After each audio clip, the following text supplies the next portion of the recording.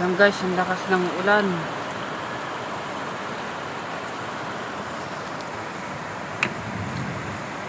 Dek pang may bagyo. Yung aming kisame sira na.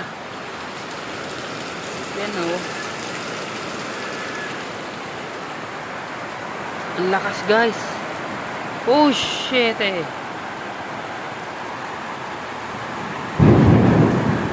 Guys, ang lakas.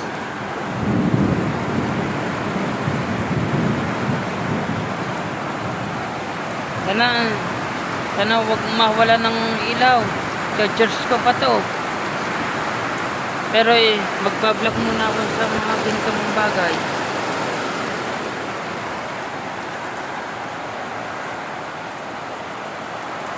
Okay, dyan na kayo guys. Bye bye.